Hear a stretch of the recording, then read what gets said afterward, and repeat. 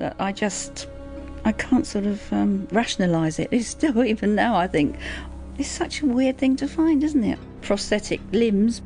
It's the weirdest thing that's ever happened to me. At this stage, we thought it was the 100, but of course it was a lot more than that. So how many was it in there? Give or take a few, either side of 400, and that was what it was all about. Mostly legs? All legs except for one hand.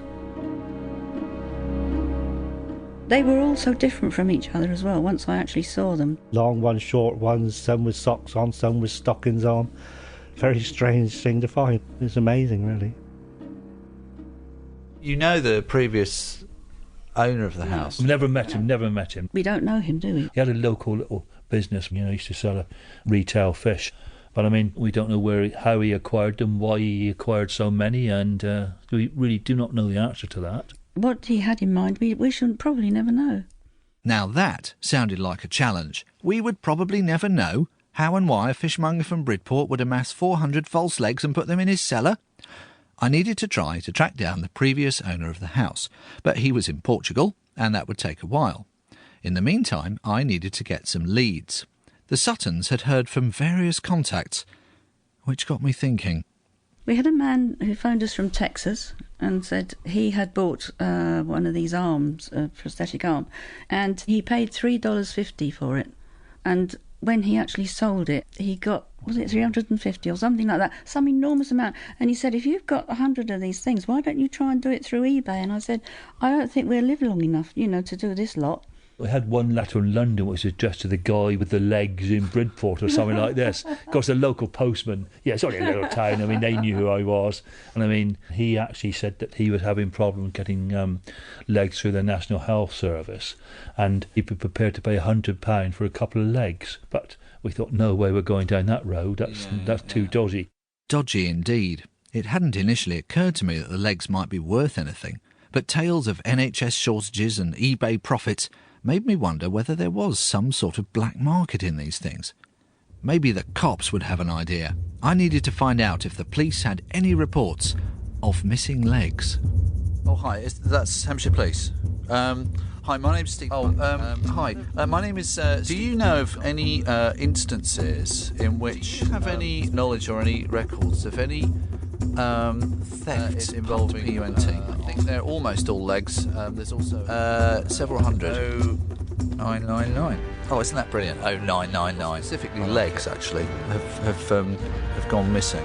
No, okay, I won't. Thank you very much. Thank you very much. Thank you. Bye. Thank you very much. Thank you. Bye.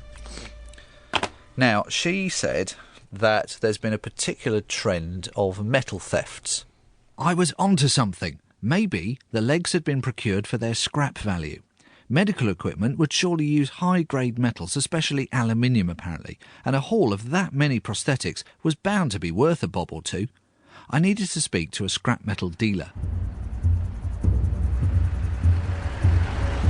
Down on Battersea Park Road in South London, I made contact with Mick Coulton. I know this sounds a bit odd, but they're legs. So basically they're sort of about 3.5 foot long tubes that are made of solid aluminium. Suppose about £100, I would think. 100 quid. A scrap, without being cleaned. If you took the hinges and all the leather and the foam and all the rest of it that would be on those things, yeah, you'd probably double your money then. I wouldn't be interested in buying them in that state even. Too much work and labour involved in reclaiming the scrap. It's not a hugely profitable... No. You ain't going to get rich really? quick, that's for sure. My first lead had dried up, which served me right for basing it on pure guesswork. I needed more facts, which meant examining the evidence. But I would have to wait a few days before I could see the stash of legs, which had been taken to Luton for storage. And in the meantime, no more amateur stabs in the dark about scrap metal. I needed some expert advice. Prosthetics experts create acrylic replica of eye. Wow, that is fascinating, but that's not it.